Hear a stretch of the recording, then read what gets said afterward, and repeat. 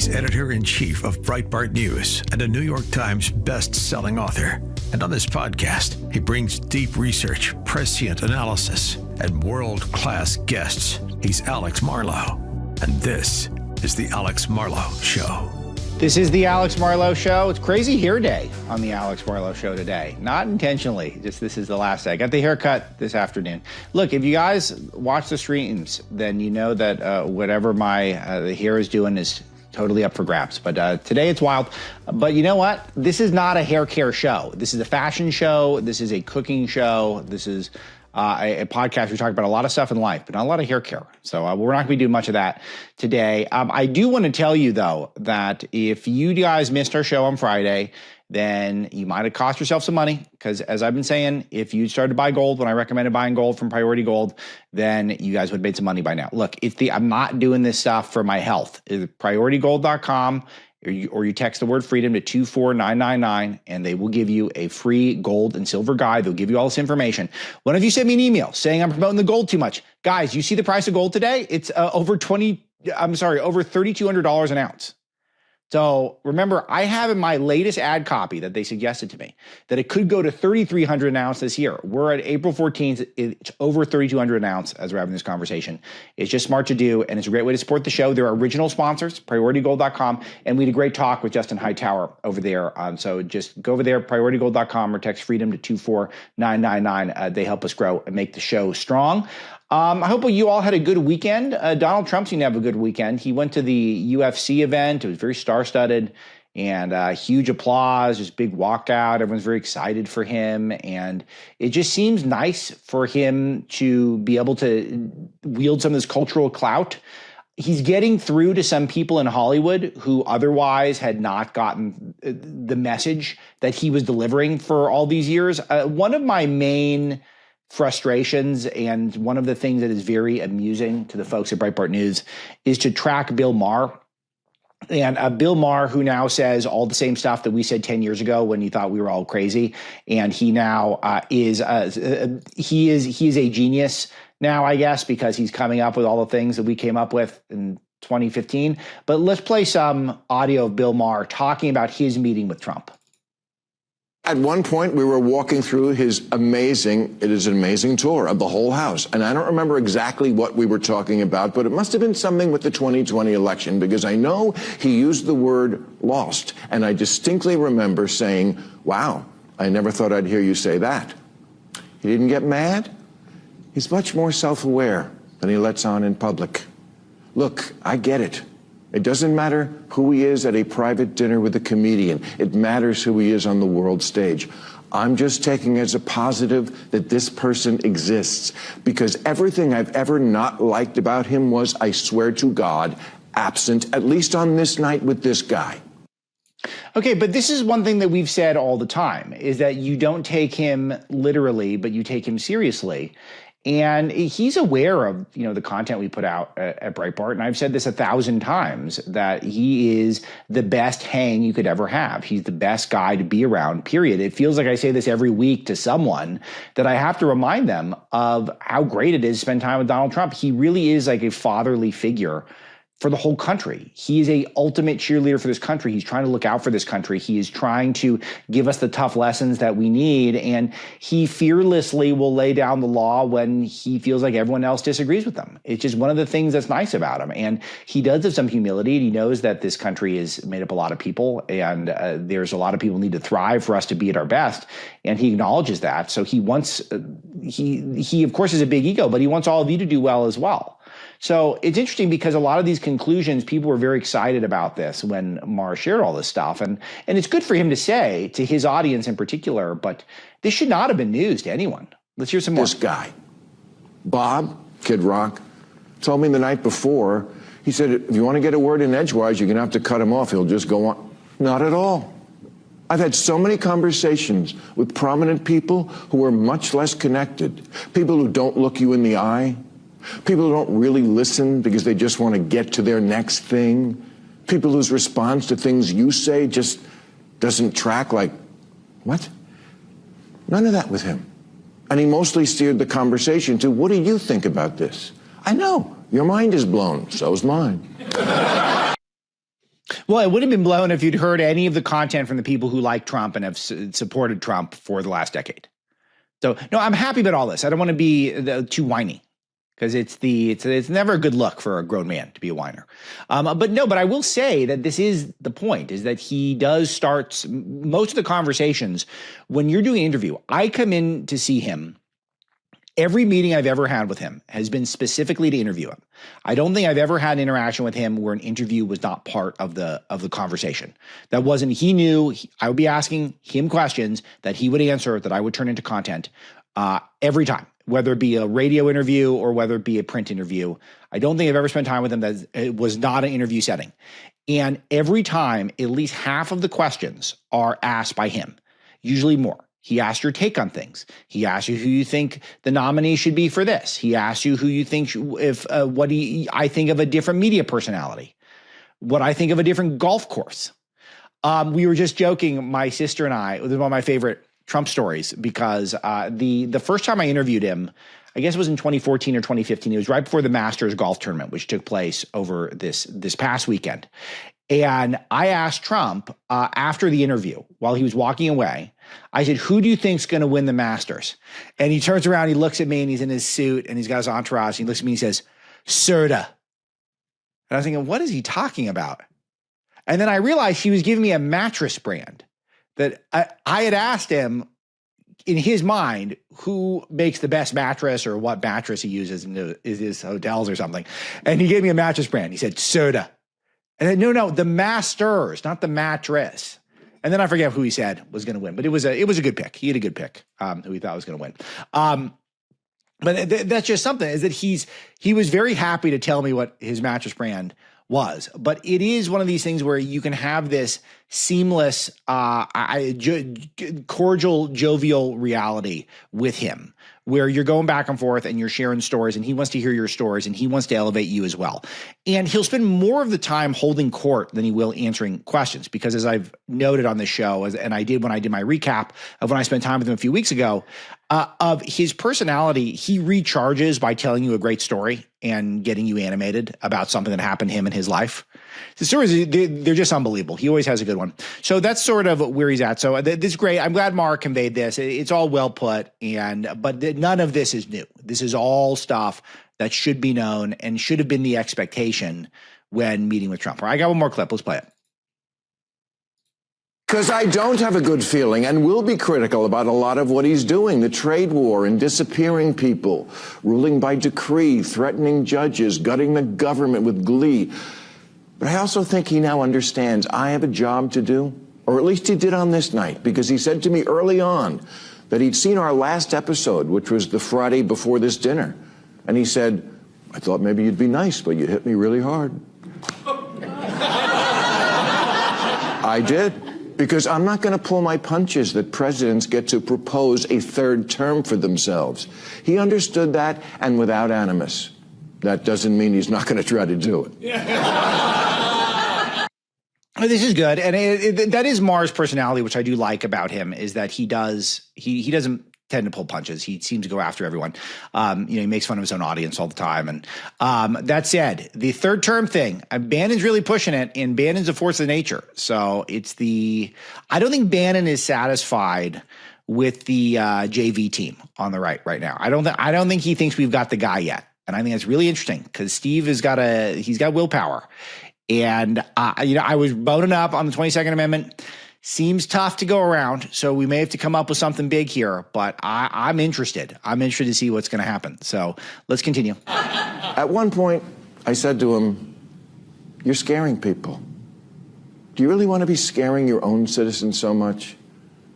And I know now you're all saying, and what did he say to that? Honestly, I don't remember. But it wasn't, okay, I'll stop. So MAGA fans, don't worry. Your boy gave me nothing. Just hats. Hats and a very generous amount of time.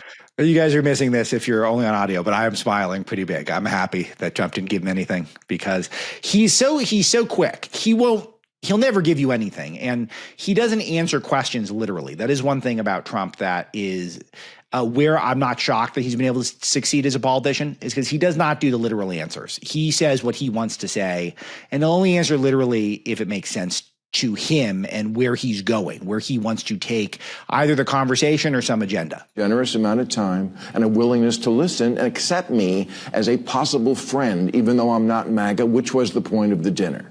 My favorite part of the whole night was we were standing in the room. We were.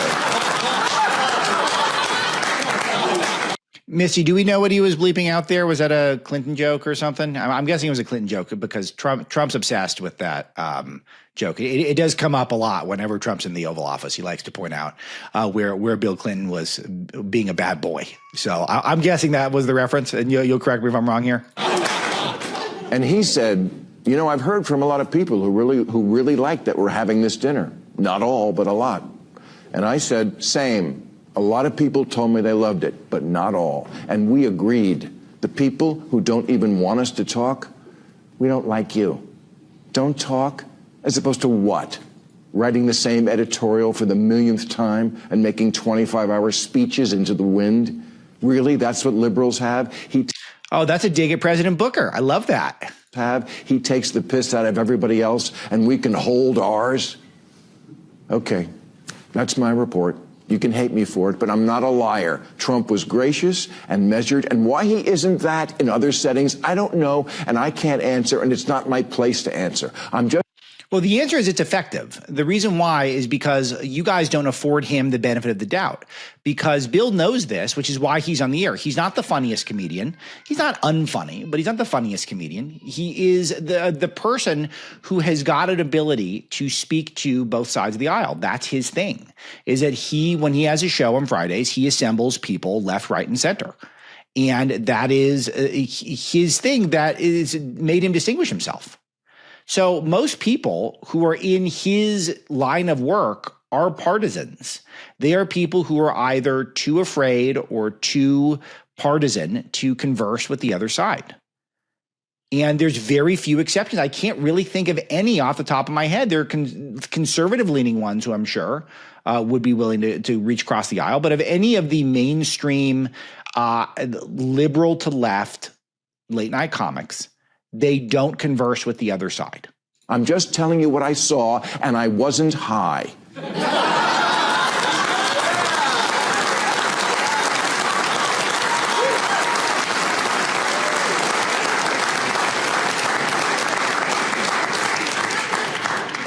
All right, I wasn't planning on opening up with that much Maher talk, but it is interesting because so much of what he's saying just should be obvious. And I'm glad he did it, but he points out what's the alternative to conversing.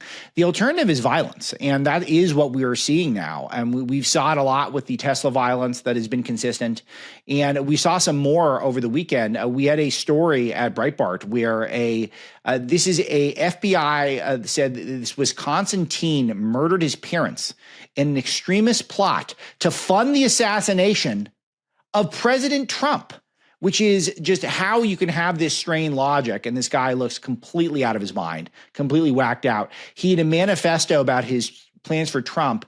As to why specifically Trump, I think it's pretty obvious. Getting rid of the president, perhaps the vice president, that is guaranteed to bring in some chaos. And this was his goal.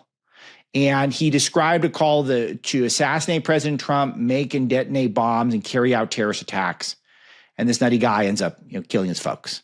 And it's noteworthy also, by the way, from Wisconsin, because I did a ton of research on this a couple years ago. It might have been 2022. I did a series, a Summer of Rage series, and it is a 6-part. It's one of my biggest investigations I've done, probably the biggest investigation I've done that didn't turn into a book. And it is no, that's not true. Second biggest. I got a bigger one that I haven't even released yet. So we'll keep that a secret for now. But he is part of this ecosystem now in Wisconsin, where just huge levels of radicalization. And this is what happens when you don't communicate, when you don't dialogue with the other side. Violence. That's what's next. We saw more threats to violence, or I guess actual violence, over the weekend, where a man tried to apparently set fire to the governor's mansion in Pennsylvania. A person who is apparently named Cody Balmer and Balmer, Balmer, and I look for this to go off the front page quickly, because it does seem like most of the online sleuths have suggested that this person could be a left-winger. It could actually be someone who has been pro left-wing violence and anti-Trump.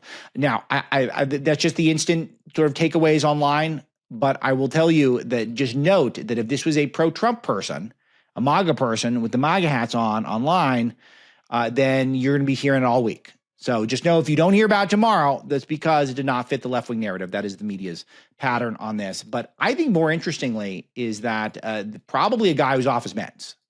And that was my first question when I woke up this morning and I saw this, and I asked my newsroom. I start the day off with an editorial call, my team getting briefed. That was the first thought. What this is someone who's off their meds, and is not necessarily someone who should represent either side politically. But hey, it takes a lot of discipline to say that instead of just blaming the whole culture of left-wing violence. But there is a big culture of left-wing violence, normalized in Wisconsin, normalized with these Tesla rioting, keying, all that stuff. So, and that is the alternative to communication. It is violence. And just note that we need to normalize the conversations between people like Trump and Bill Maher. And it's not Trump's fault if they're not happening. They tried to throw him in jail. They tried to kill him. They tried to bankrupt his family. They brought his kids into it. So that's where it's all coming from. So just note that. All right. I do want to talk about tariffs. But before we get into tariffs, I want to tell you about Juvent. Juvent, the micro-impact platform, these are really good people. And I will tell you that they're big supporters of the show, that they re-up their contract with me, which I mentioned that last week, but it's a huge compliment. It's they believe in this audience, the Marlowe audience, and that is, I think, a credit to me, and it makes me feel very good. Juvent, JUVENT.com/Marlowe. If you want to stay safe and active, strong and independent for years to come, you need to start paying attention to your bone and joint health today, not when it's too late. That's why if you go to juvent.com/Marlowe, you can take their 60-second bone and joint health risk assessment. Shows you exactly where you stand, quick real-time insights into your mobility and joint health from the comfort of your own home. Think of it as a wake-up call. If you're already dealing with aches and stiffness and joint discomfort, your body's giving you warning signs, so don't ignore them. You take 1 minute, and it could get you on the path to taking control of your health. Juvent.com/Marlowe. You take the quiz, you get your results instantly. Your future self will thank you, and it's a great way to support the show. So just do it. Juvent.com/Marlowe.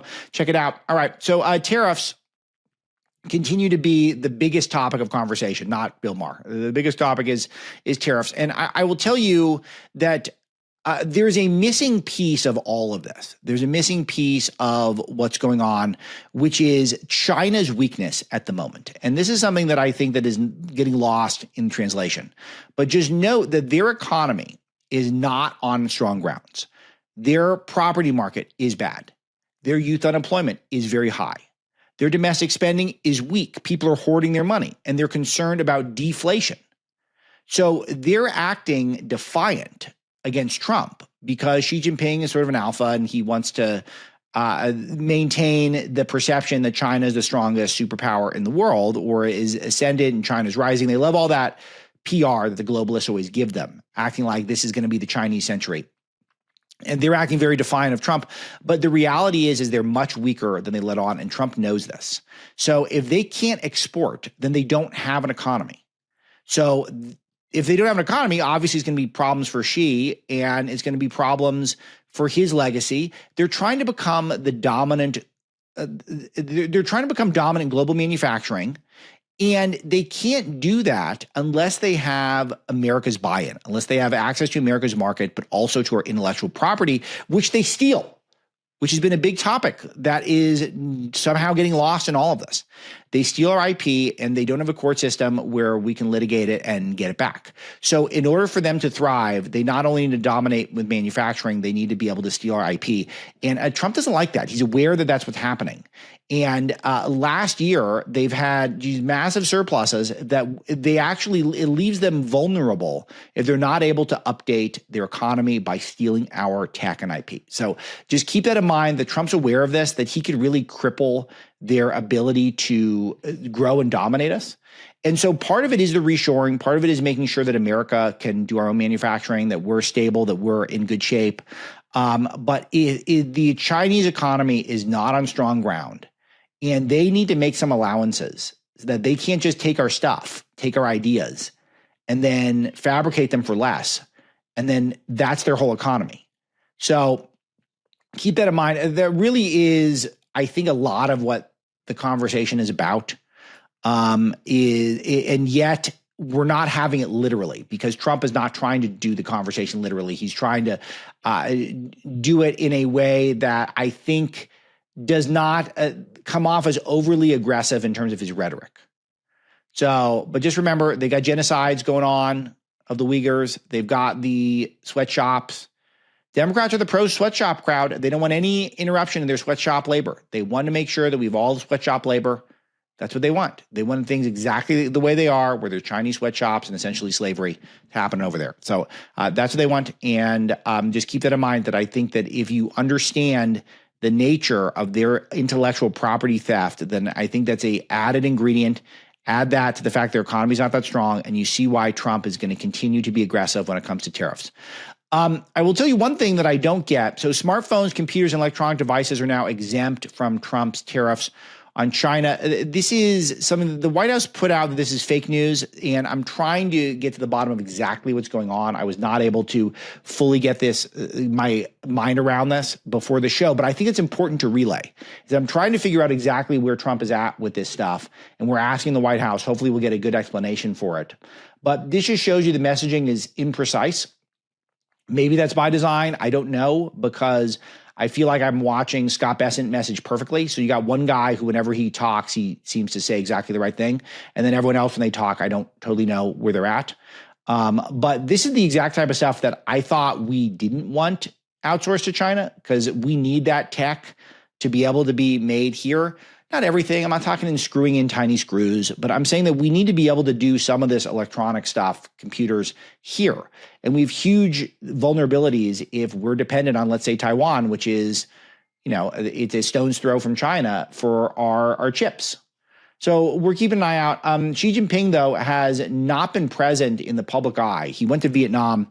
And I'm sure that he wanted everyone to know he's in Vietnam. Vietnam is in a spot where they're very dependent on both the United States and China, because we get tons of our products from Vietnam.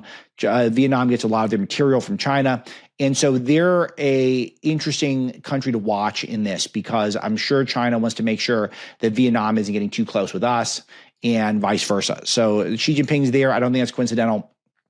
But it is a sign that I think he is feeling the pinch. Obviously, of course he is, but he's taking this seriously. If he didn't pop up for a couple of weeks and now all of a sudden he's in Vietnam. All right. Elizabeth Warren is saying, President Warren, as we say, President Pocahontas. Congress has to take the tariff authority away from Trump. So I looked into if they can actually do this, and Congress basically gave presidents power over tariffs. And in order for them to take it back, they can, but they got to get legislation through, and I don't know how they're going to do that. So I don't think she can do this. I think this is just her trying to give her base some hope, messaging to the base. But President Pocahontas would like that, but I think that's sort of a pie in the sky thing for her. But yeah, the Congress always liked it when presidents were in charge with trade when it was Democrats. I think that's sort of where it comes from based off of my quick review of history. But noteworthy with President Pocahontas, do you think she's running? She's getting old. And I think she may have had her day. She's not as appealing as she was.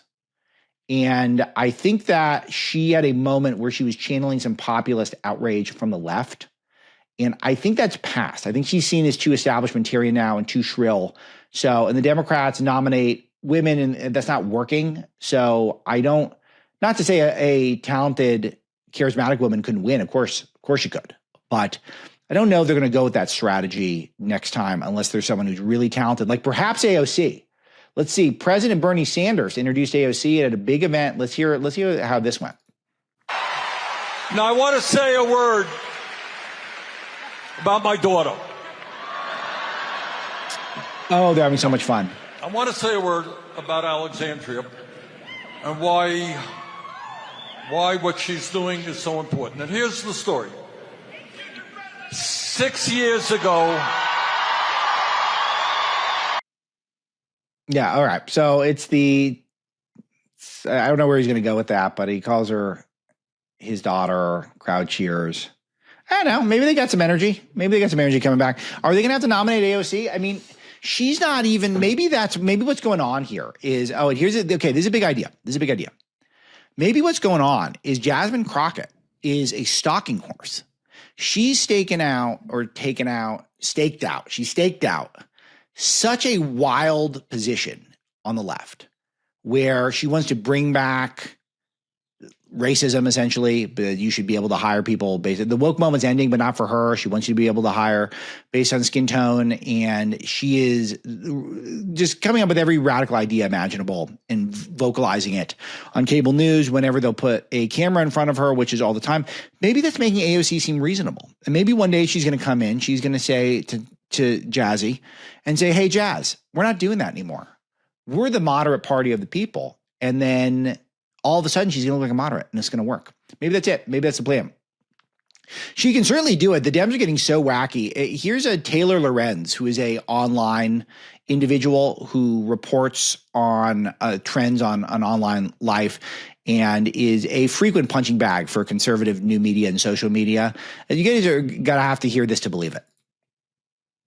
What I said is that I felt joy in the fact that people like Piers Morgan and other privileged millionaires in this country are finally being forced to confront the gross inequalities in our barbaric healthcare system. Taylor Lorenz is an independent journalist who spoke up for people who felt the murder had justification. Thousands of Americans die because CEOs like this one and others deny essential life-saving care to Americans. I think it's hilarious to see the So she's talking about Luigi Mangione, and she's continuing to justify him murdering a healthcare CEO in cold blood with children and shoot him in the back, even though he had nothing to do with that healthcare company, never used that healthcare company. And she's just out there, just she's doubling, tripling down that vigilante murder is good so long as there are rich people in this country. These millionaire media pundits on TV clutching their pearls about someone standing a murderer when this is the United States of America, as if we don't lionize criminals, as if Standing means that you support him. I think the references to that Eminem song, Stan, where Stan was Eminem's biggest fan, Eminem the rapper. She's acting like it's great to be a super fan of a murderer. As if we don't have, we don't stand murderers of all sorts, and we give them Netflix shows. There's a huge disconnect between the narratives and angles that sort of mainstream media pushes and what the American public feels. And you see that in moments like this. And I can tell you, I saw the biggest audience growth that I've ever seen, because people were like, oh, some journalist is actually speaking to the anger that we feel. So this is another important phenomenon that she's not understanding clearly, is that we are now in a culture online where the most extreme positions get you the most attention, whether or not people support the position. It's sort of like reality TV. It's like watching a train wreck or watching a car wreck, is that you can't look away the crazier it gets. So you'll see this with some of your favorite personalities, that the main currency in social media is not truth or accuracy. It is the willingness to say something completely insane. The people who are willing to say the most insane things are the ones with the biggest audiences. So it's not the people with the most credibility. It's not the people with the best track record of getting things correct. It's the people who are willing to do things like announce that, Winston Churchill was really the bad guy in World War II. Just totally insane notions that you would think, how could a normal human being have this thought? And then someone will weave some sort of a web where they justify it somehow, and you think, oh, wow, this is crazy. I want to see what this crazy person is going to do next. And then you get that follow. So she's getting the engagement online because she staked out a insane position that normal people regard as insane. And the people who are following her aren't people who support her. They're just people who are curious about where she's going to go next. And this is just the currency online. It is the wackiest people get the most attention. So, and she's taking this as a vote of support. It's not necessarily support. It's really more curiosity. The women who got her outside court in New York. So you're going to see women especially that feel like, oh my God, right? Like, here's this man who's revolutionary, who's famous, who's handsome, who's young, who's smart. He's a person that seems this morally good man, which is hard to find. Is she talking about the murderers as a morally good man? She's talking about how handsome he is? They're sick individuals on the left. This is really, I almost am amused by it. It's just, I am amused by it. It's so repulsive morally. People are lost. Yeah, I just realized women will literally date an assassin before they swipe right on me. That's where we're at. I'm sure you wouldn't like to be compared to a Trump supporter. But some of how people cannot understand why people have sympathies for Mangione strikes me as the same as a lot of media not understanding why people support Trump. I totally agree. It's because a lot of people are just really, really desperate. They want somebody to take on the system. They want somebody to tear down these barbaric establishment institutions. Wow. It's so the guy who was married with children, not moral, but the guy who murders the father of two, that's moral.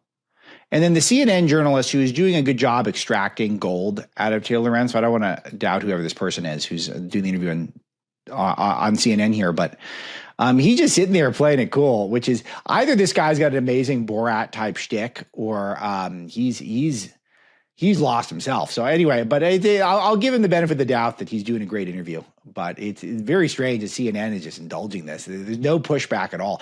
You used to not be able to get away with it unless you were a comedian and could put the clown nose on and make it very clear that you were in on the bit. But is this, I don't know, this is really something that this guy just sitting there. Okay. So the Mangione, young, handsome, all this should encourage more. All right. And it's just as crazy to like a murderer as it is to like Trump.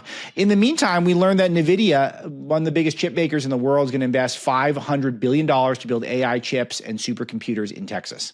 So Trump, who's crazy. Oh, he's crazy. He shouldn't even have the power to do tariffs. Well, then you get a $500 billion investment in AI production in the U.S., all thanks to the tariffs. So they're not the same. The left's leadership is not the same. Another person entering the presidential race, Cory Booker. He's not ruling out 2028 presidential run. You know he's running. That's why he did the 25-hour thing.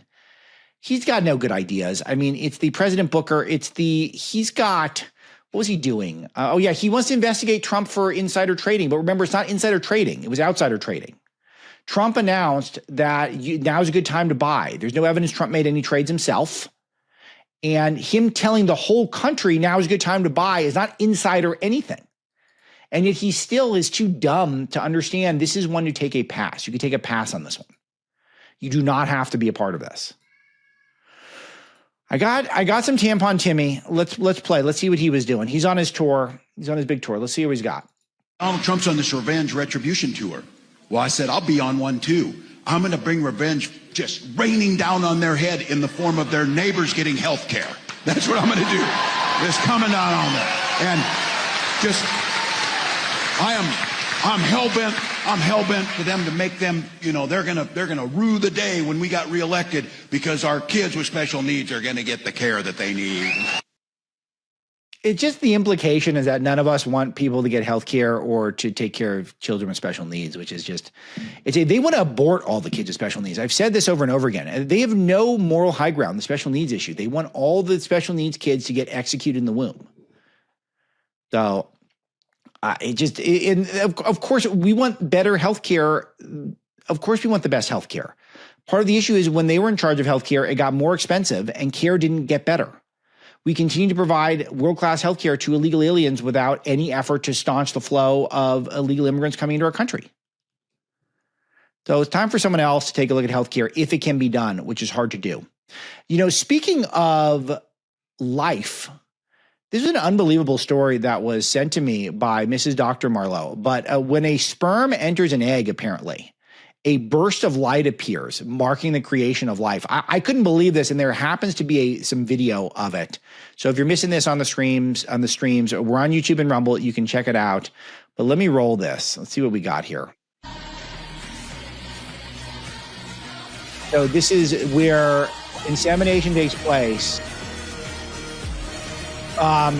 It is something called a zinc spark at the exact moment the sperm fertilizes the egg.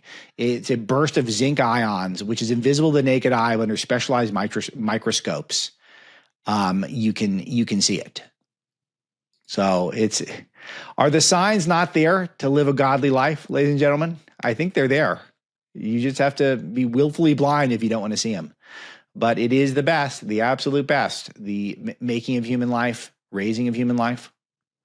And the left, if they have their own way, that anyone who's not deemed perfect in the womb can just get killed. But hey, the Republicans are the bad guys. If you don't have infinite government resources when you come out, it's not purely socialism and communism.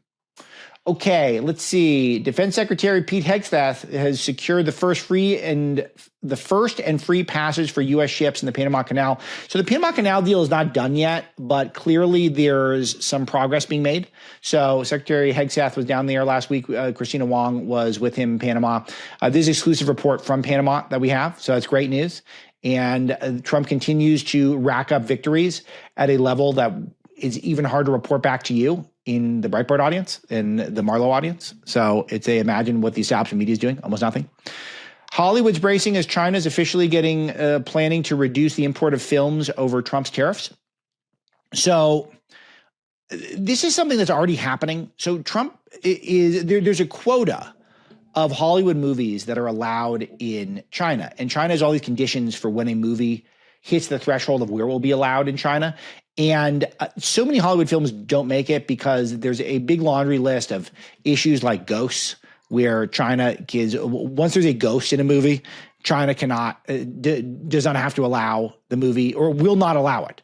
So you can't have adult themes, you can't have nudity, you can't have metaphors for rebellion or questioning authority, you can't have drugs, you can't have gays, you can't have time travel.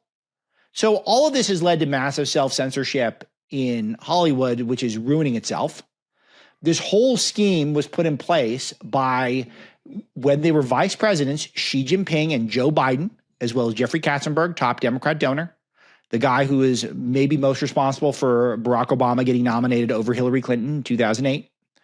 And they forged this deal where China set a quota for American films, but they have to hit this threshold.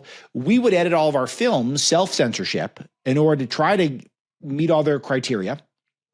And then they stopped letting in the full quota of films anyway. It was a total bait and switch. They busted us. They got us.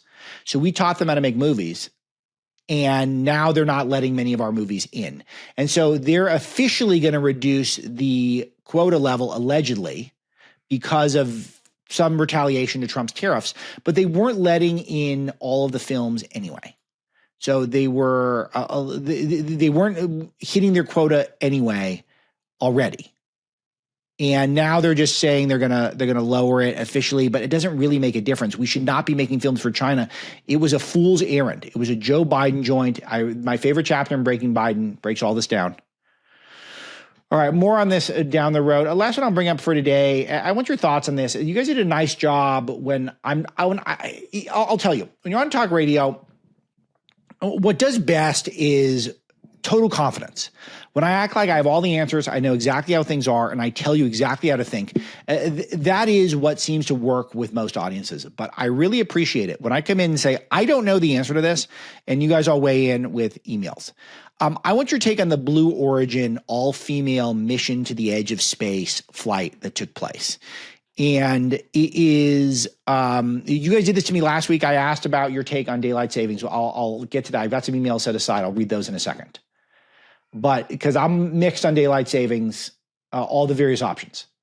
But Jeff Bezos's Blue Origin space company sent a crew, all-female crew,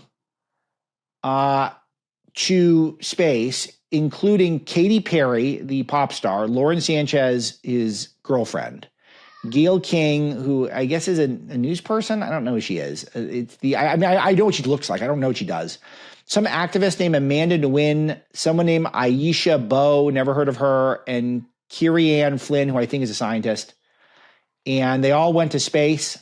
The women said they were going to put glam into space and put the ass in astronaut because they're I guess good looking. I mean, Gayle King's 70. I mean, do you have to be sexy at 70? Is that the expectation? Or maybe it is. I don't know. I've never been 70. But they're putting the ass in astronaut because everything is sex, including space travel.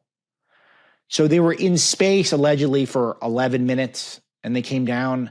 I guess this is a positive. I don't know, but it's noteworthy that Katy Perry kisses the ground after touching down, and everyone was very excited about.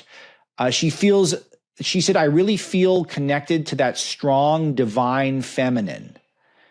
I mean, who are the engineers on this stuff? Do you think it was mostly female engineers, or is it probably men who did the engineering?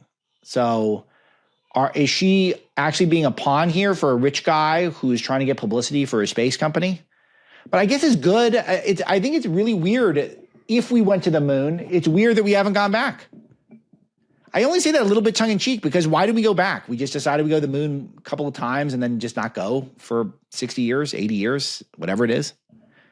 Do you know no one who's been to the moon who is currently alive is under, I think it's 88 or 89 years old? That's the youngest person who's been to the moon who's alive is, I think, 88 or 89 at this point. It's very strange. We just went and they say, we're done. We're not going to go for a while. So now we got some private sector billionaires who are trying to do it. I guess that's cool, but it just seems very strange to me. We're going to fly the edge of space. It's 11 minutes. They're not going that far. Touching back down. Katy Perry's up there for some reason. We're talking about it. I'm paying attention. But what does it mean? Does it mean anything important other than just a couple of fun minutes to round out a podcast? That is the question. All right. I got your emails. Aloha@alexmarlowe.com if you want to be a part of the show, and I love it when you are. I got Dave S. talking about daylight savings. It's simple. Schools can change their start time seasonally, just like the businesses change their open and close time based on the holiday season. Schools can start early in the summer, then push it back to an hour in the winter. The entire country doesn't have to shift times twice a year. Statistically, daylight savings change days. The next day is the most dangerous work day in any industry. More mistakes made due to sleep schedules being messed up. I got to tell you, for me, the extra hour of sleep, if I miss an hour of sleep, it can change the whole day. You know, I had a weird one yesterday. I got woken up abruptly. Long story, I won't get into now, at 3 a.m. And I felt kind of awake. And I was thinking that was when I would start the show. And I did Breitbart News Daily at 3 a.m. And I just totally believable that I could do that show for a couple of years. In retrospect, it's completely insane that I did that. But you know what? I was just up and I could have done talk radio for a couple hours. It would have been fine. So my point is about daylight savings is that if you do the daylight savings and it is permanent daylight savings time, we all love that it gets lighter. It stays lighter in the afternoon. But then during the winter, in the morning, you're going to be walking your kids to school when it's dark. So his suggestion is, well, then just start the school later when it's light. I could dig it. It's an interesting option. So the question is then not does the whole country change? The question is, do just the schools change? And I understand it. Okay. All right. Barbara McNerlin. Hello, Alex. I love daylight savings times. I think we should have it year round. People are very flexible and practical. So schools can start classes 1 hour later. Same suggestion, year round. They start awfully early as is, and businesses can open 1 hour later, or they can come up with another change so that children do not need to go to school in the dark. Yeah, it's an interesting thing. So my children start at 7:35. And I guess it's 7:45 for the final bell. So it's really early, and it will be dark during this new daylight savings, permanent daylight savings time, which essentially means we just skip an hour because we feel like it. So, which Trump has proposed. So another vote for start the schools and the businesses, let them change if they want, or if not, leave things as is. All right, Scott Tinley emails Alex, my vote is permanent standard. At least here in Alabama, where I live, the sun would rise before 7 a.m. in January and would still set around 5 p.m. in June. It would rise around 5 a.m. and not set until after 7 p.m. in September. The sun would come up around 5:30 and set around 6:30. I understand the arguments for both sides, but as a parent and an early riser, I'd much rather have morning daylight. Under permanent daylight savings, it wouldn't be light until 8 a.m. in January. With permanent standard time, you'll get long days in the summer, but you're not stuck trying to convince a toddler with a 7:30 bedtime that it's time to sleep when it's still daylight and it's until nearly 9 p.m. I see that's so logical to me, and that's the issue here. is that I like to have the extra hour and a half to go play sports, baseball, golf, all of that. You benefit from the later sundown, my personal hobbies. But I'm just saying on a logical level, trying to put a 2 or 3 year old down to bed at 7:45 when it's still light, it's very confusing. It doesn't always work. And then trying to drag small children to school when it's dark, that doesn't always work as well. And that's kind of why things were the way they are. Scott Tinley also made an interesting point, is that the dire wolf, you can bet that some hipsters already out there trying to come up with some sort of a dire wolf doodle. Everything has to get mixed with a poodle and you call it a doodle. Everyone out here in California, you're only apparently allowed to have dogs that are mixed with doodles. That really does feel like the only thing that is permissible. You have to mix a dog with a poodle. And that's it. That's all we're allowed to do. All right, that's a fun note to go out on. That's today's show. Thanks to our producer, Misty. All of you email me at aloha@alexmarlowe.com. We'll keep that rolling this week. And have a great week. Talk to you tomorrow.